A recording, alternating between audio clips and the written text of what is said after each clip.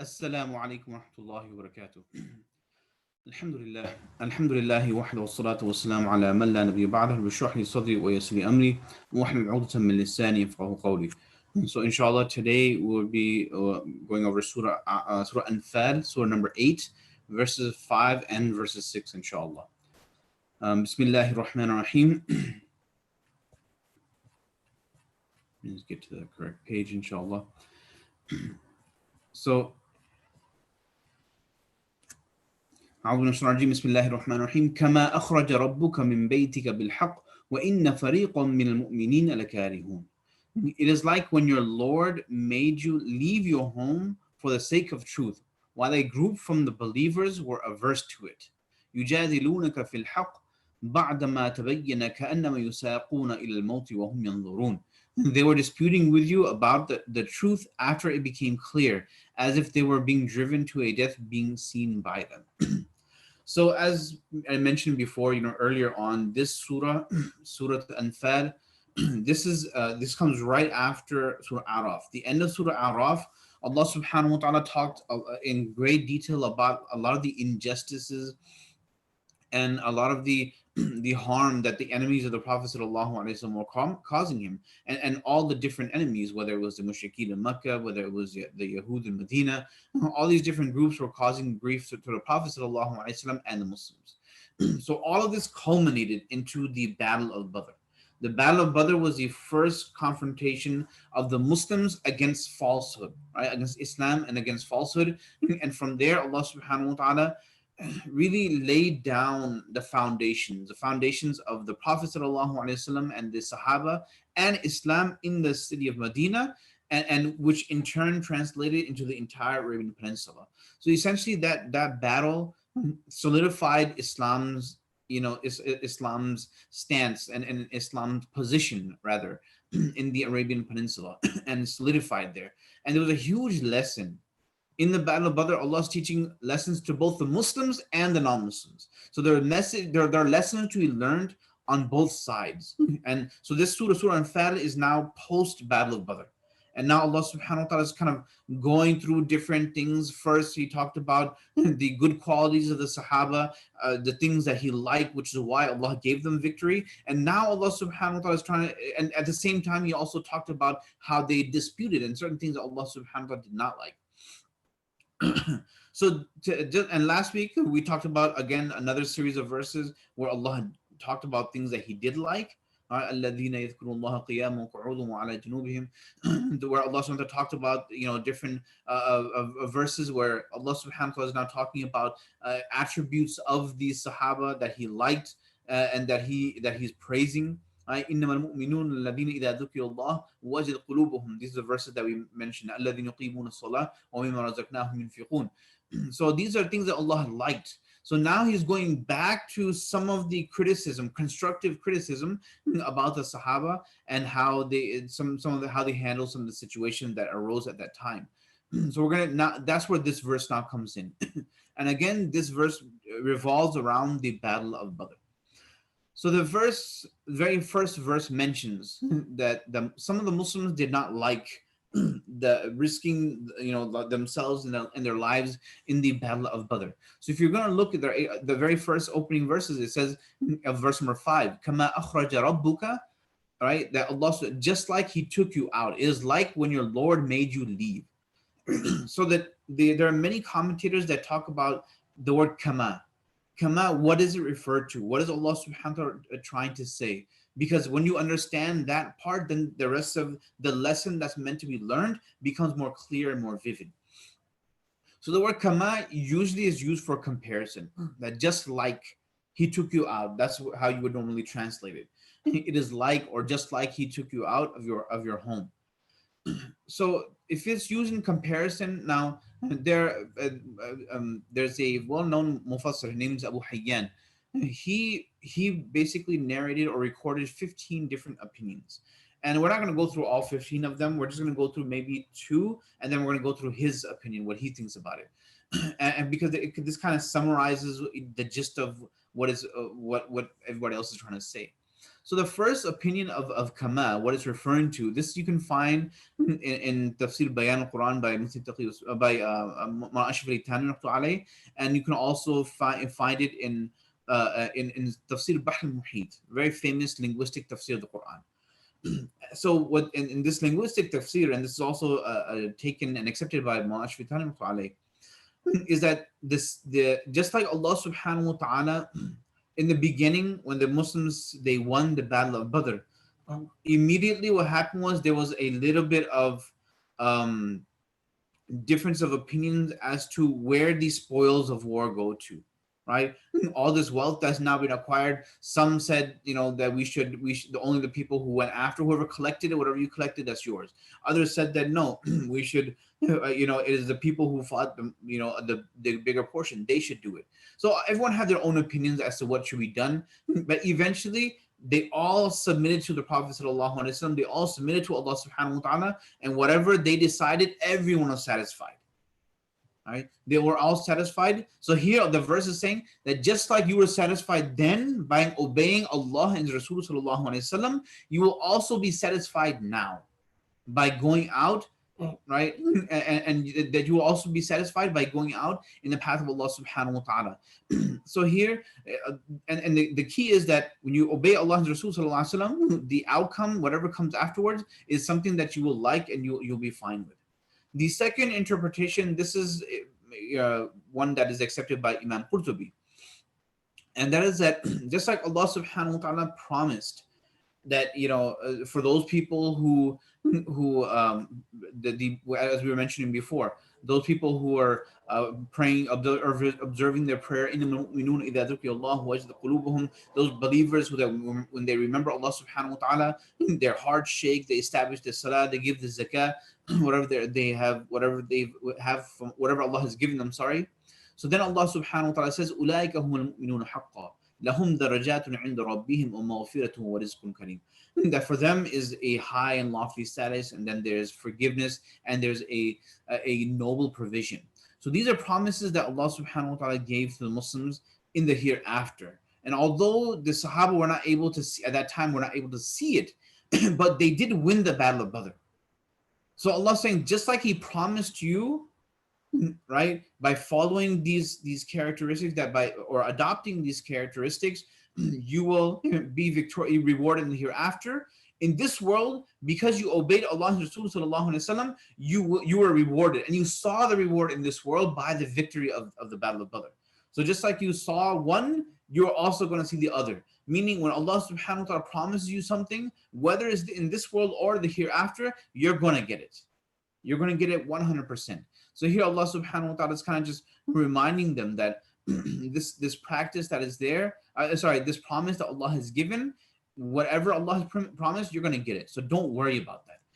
Now comes the third opinion, and we're going to end it here with the opinions at least.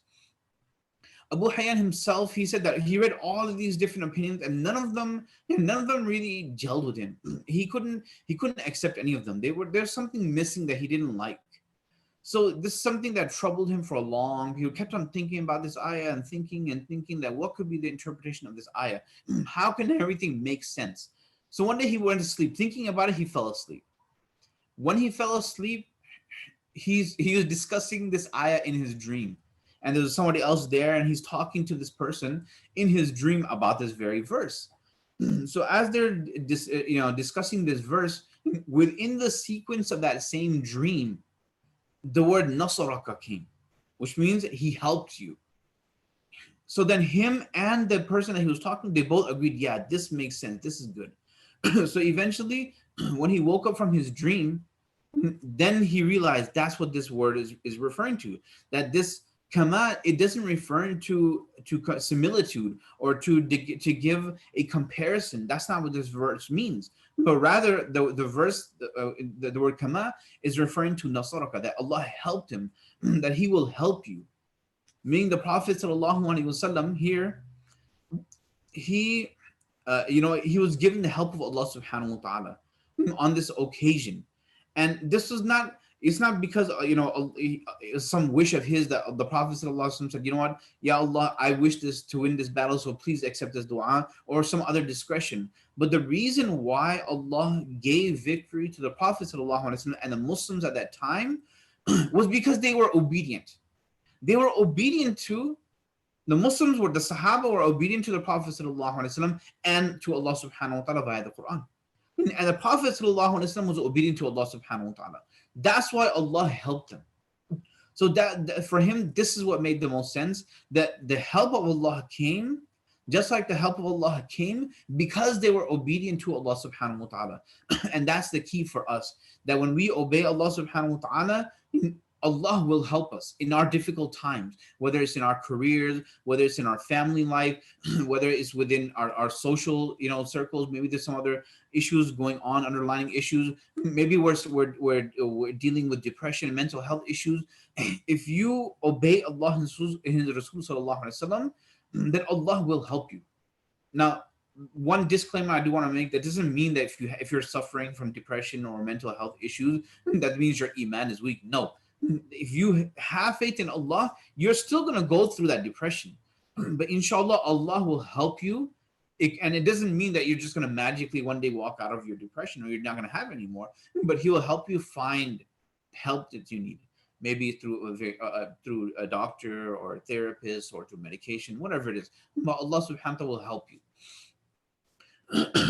So now one thing that's important though, just kind of banking off this same topic. There's a hadith Qudsi in which Allah subhanahu wa ta'ala talks about how a believer is so obedient to Allah subhanahu wa ta'ala that Allah subhanahu wa ta'ala becomes the eyes through which that person sees, the tongue through which that person speaks, the hands and the feet through which that person moves. And this because of the obedience of that person to Allah subhanahu wa ta'ala. And here the same thing with Allah, with the Prophet sallallahu alaihi wasallam. It doesn't mean Allah is literally in your body, but Allah guides you. He starts guiding your movement, guiding where you're going to see, what you're going to say, what you're going to talk about, what you're thinking, what you're doing. Allah starts to guide that person. And here the same thing. Allah subhanahu wa ta'ala guided the Prophet sallallahu alaihi wasallam towards the course of action that He wanted him to do. And the word akhrajaka, kama akhrajaka, it indicates towards this. Allah subhanahu wa ta'ala didn't say that, and when you came out and you did this. No. Kama akhrajaka means just like we took you out from your home. So Allah subhanahu wa ta'ala is saying that He Himself took the Prophet sallallahu alaihi wasallam out of his home, which is indicating to this very fact that Allah guided the actions of the Prophet sallallahu alaihi wasallam. These weren't just random things that that the Prophet sallallahu alaihi wasallam was doing that didn't have any guidance. He didn't know what he was doing. No, Allah, even though the Prophet sallallahu alaihi wasallam himself may not have been sure at that time, and he was consulting with the Sahaba, but every step of the way it was Allah that was guiding his actions and his deeds. So that's what the word akhrajaka, that's what it refers to, and that's what it means. And that's a huge lesson for us. The more obedient we are to Allah and Rasul sallallahu alaihi wasallam, Allah Himself will be guiding us. The next thing it says akhrajaka rabbuka, kama akhrajaka rabbuka, just like your Lord took you out from your home. So the word rabbuka here is interesting that Allah chose this specific attribute to be used in this context, because the word Rabb means nurturer, means caretaker. So here it's very interesting, because what happens is before the migration to Medina, the Sahaba, the Muslims, were not allowed to defend themselves. They were not allowed to fight. They were not allowed to defend themselves in any way, and no type of violence at all. It was strictly non-violent. Islam was strictly non-violent movement in Mecca. Suddenly, once they moved to Medina, then Allah subhanahu wa ta'ala gave them this permission. And it's like, if you have your own child, and the children, when they're young, you kind of get them into sports. You want them to do whatever their hobbies whatever their hobbies are. But as soon as the children get a little bit older, they're 6, 7 years old, you're worried. You don't want your children to get bullied. So people take their children to taekwondo or kung fu or karate or boxing or kickboxing, whatever it is, or even jiu-jitsu. And they start getting their children into these things so that they're able to defend themselves. So here Allah subhanahu wa ta'ala, what he's saying here is Allah subhanahu wa ta'ala that now guided this next phase of the life of the Muslims, that the Muslims were now ready to put behind them. They were now ready because spiritually they were now, whatever was inside, they had now the ability to judge between right and wrong. They knew what was right and wrong, they knew what was good and bad, and they stood by that and they followed these things. So now when they did defend themselves, they wouldn't do wrong things, because sometimes it happens when people when people go crazy in their man, they're just, they just start fighting, they go overboard. Sometimes they go beyond what that person did to them. So the Sahaba were now in a position where they could defend themselves in a way that was befitting a Muslim. So Allah guided them, and now came the next stage of the Sahaba, where they now had to stand up for themselves, protect the Prophet ﷺ, protect the city of Medina, protect their own families, and really protect Islam. All right, now they had to stand up for their rights, and that's also something important for us. As Muslims, our deen is not a deen where we're taught to simply just kind of fall over and let people trample and walk over you. No, you have to stand up and defend yourself, right? As a Muslim, it becomes your duty, especially when it comes to your honor, your faith, or your family, even your wealth. You need to stand up for yourself. You need to stand up and take a stance. And this doesn't necessarily translate into violence. We're not saying violence, but you stand up for yourself verbally. Stand up, say something. Don't be quiet, right? Develop that self-confidence inside of you. Develop inside of you, that sense of honor and dignity that a Muslim should have. Sometimes children, when they're young, they don't have that confidence inside them, but as they get older, we should encourage our children, whether it's through public speaking or through martial arts or whatever it is. Teach our children to be strong, to stand up for themselves, and to have that confidence inside of them. And because this is how Allah subhanahu wa ta'ala dealt with the Sahaba as well. The next phrase, it says min baytik. What house is referring to? Obviously, this is referring to, at least according to the majority of the Mufassirin, this is referring to the city of Medina. That now you left your home, you left the city of Medina to go out. And then we get to the more وَإِنَّ فَرِيقًا مِنَ الْمُؤْمِنِينَ لَكَارِهُونَ, the more confusing part of the verse, or where a lot of people are interested. They want to know why. What is this referring to? What happened during the time of the Prophet ﷺ, because of which Allah is mentioning this verse. So وَإِنَّ فَرِيقًا مِنَ الْمُؤْمِنِينَ لَكَارِهُونَ, while a group of the believers were averse to it, which means, so I'll bring the entire context. What happened was, before the Battle of Badr, we know the Muslims suffered a lot of injustice. They finally migrated to Medina. They go to Medina, and even then the injustice didn't stop. The Quraysh were still plotting against them. What happened was, there was one caravan. Abu Sufyan was the leader of this caravan, and according to some narrations, he had with him about 50, and another narration about 70 people. So this was not just some regular trade caravan. This was like a corporation traveling to Syria. And every person in the city of Mecca at that time, they invested something. Even if it was just like $50 or $20, everybody put in something to invest in this caravan. And eventually, what they had planned, the Quraysh had planned, was that they were going to bring these goods, and they wanted to basically now kind of finish the Muslim once and for all. That was their intention. So Abu Sufyan went with this wealth. As he's coming back, the Prophet ﷺ got wind of what happened, how big this caravan really was. So he understood that this is not some small thing, and he also wanted them to pay for a lot of their atrocities, because even there were some Muslims that were still left behind, and they were harming those Muslims. So the Prophet ﷺ decided that, let's go out to meet them, and let's intercept this caravan.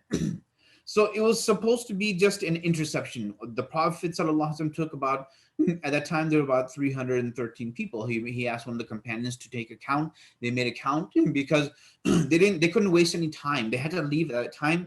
There were many more Sahaba who wanted to join in, but some of them, maybe they had their animals outside of the city and the village. It would take too long for them to go and come back. I mean, this is in those times they didn't have cars, they didn't have the luxury of transportation like we did now. So it took a while for these things to happen and these things to gather. So the Prophet ﷺ couldn't wait. He said, whoever's here now and they can come, they're gonna go. So that is, so he asked one of the companions, okay, how many people are coming? He said there are about 313. So this is how many people went with Jalut to fight against to fight against Jalut, sorry, who were with Talut to fight against Jalut. So so this is like a good omen. They took this as a good omen, and they went out. As they set out, somehow word reached Abu Sufyan. Right, someone sent a thing of Abu Sufyan that the Muslims are going to come and intercept your caravan. So he quickly averted himself from the normal road, the normal path, and he took the coastal path. And he went with he didn't slow down. He just went as fast as he could. So by the time the Prophet ﷺ reached with the Sahaba where they were supposed to, he was already long gone. But during the meantime, when he found out that the Muslims were coming to intercept, he sent somebody else to go and warn the people of Mecca and the people of Mecca that he needs their help. So he sent word that that the Muslims need help, and when the Muslim reached Suqya, he sent one particular person. I'm trying to find this person's name. Yeah, his name Dhamam ibn Umar. Dhamam ibn Umar. He sent him to Mecca. This person went as soon as he entered. In those days, what they did was when a person entered a city, when they wanted to show how serious the situation was, they would cut the ears and nose of their animal. They would rip off their shirt and they would take the seat or the bridle of their animal, and they would turn it upside down. And they would just scream. So he came into the city this way. When people seen, everyone was electrified. Like, what happened? And he said, Abu Sufyan has all your money, and the Muslims are about to intercept it. So immediately, all the mushrikeen of Makkah, there were about 1,000 of them. They all gathered, armed to the teeth, and they all went out to meet the Muslims. So this is all happening now simultaneously. The Muslims are not coming out. Abu Sufyan finds out, and he kind of makes his way around, but he sends word, now the Quraysh are coming. Now the Prophet ﷺ finds out what happened. And he now decides to consult with the Sahaba. And this is the habit of the Prophet ﷺ. Even though he didn't have to ask anybody anything, but he always consulted. And this is an important lesson, especially for people in decision-making positions, whether they're imams, they're board members, whether they are in any other leadership position. Always ask the opinion of other people. And the Prophet ﷺ generally stayed within those opinions. He didn't deviate from those opinions. He's always stayed whatever they had to say. So he asked, what should we do? Should we, he said we have two options. Either we go out to meet them, or we go back and we fight another day. And we don't. And so there's two camps. One group of companions said let's go, and other group said no. So a lot of the Sahaba were kind of hesitant. They didn't really want to go. But the Prophet ﷺ himself, some of the Muhajirin, they kind of understood the Prophet ﷺ wanted to go. So then Abu Ayyub Ansari at that time, it was Ansari companion, he said that it's better if we don't fight. We don't have enough people. There are 1,000 of them coming, and we don't even have enough weapons or anything to fight them. We're not prepared. And this was a reasonable statement, a reasonable observation of his. But then Abu Bakr radiallahu anhu, he got up and he said, Ya Rasulullah, I pledge complete obedience to, and whatever you say, we're going to do. Umar radiallahu anhu, he got up and he did the same thing.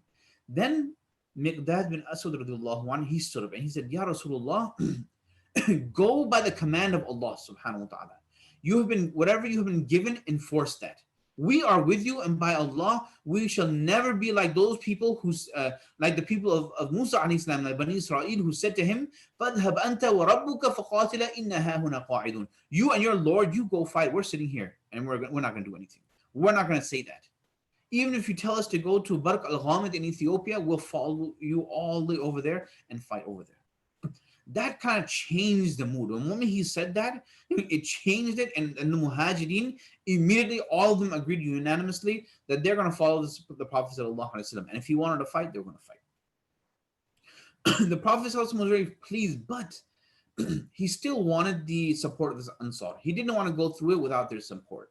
And even amongst them, some of them they're giving their opinions, but a lot of them were very hesitant. And then, suddenly, Sayyidina Sa'd ibn Mu'adh radiallahu anhu, he noticed the Prophet ﷺ inclination. He understood that the Prophet ﷺ wanted to go out to fight and meet them. So he got up and said, Ya Rasulullah, we have believed in you and we have testified that everything that you have said is true. And we give you pledge that whatever decision that you make, we will go with you. and we know that whatever we have done until now, whenever we have followed you, we have seen nothing but prosperity. So he said this, and then eventually he said, wherever you wish to take us, we're going to go. The moment he said that, then the rest of the Ansari companions said, you know what, we agree. So all the companions that were there, they decided that they were going to follow through. So this is what this reverse is referring to. And eventually they went, and the Muslims, they fought against them. You know what happened? Eventually the Muslims won the Battle of Badr. So this is what it's referring to, that eventually what happened was that there was two groups of Muslims. Some of them wanted to go, and there's nothing wrong with that. Nobody disobeyed the Prophet sallallahu alaihi wasallam. Nobody went against his wishes. They just he asked for their opinion. They said their opinion. But eventually, when the Prophet sallallahu alaihi wasallam made his decision to go out and meet them, they all followed through. And eventually, as we see, that was one of the best decisions that the Prophet sallallahu alaihi wasallam could have made, guided by Allah subhanahu wa taala, because that's what solidified the Muslims, their position in Arabia, and Islam's really position for the rest of history to see. And so this kind of concludes these series of verses. In a very, very important lessons as Muslims. If we want to be successful, our success is in only and really in only this thing, that we obey Allah, right? We obey the Quran and the Prophet sallallahu alaihi wasallam. As long as we do that, even if we don't like it, even if it doesn't conform to our lifestyle or our way of thinking, doesn't matter. If this is what they say and we follow this, we're in good hands and we will be victorious. But the moment we move away from that, then everything is up to chance. Allah subhanahu wa ta'ala can do whatever He wishes. May Allah subhanahu wa ta'ala keep all of us on the straight path. Jazakumullah khair. Assalamu alaikum wa rahmatullahi wa barakatuh.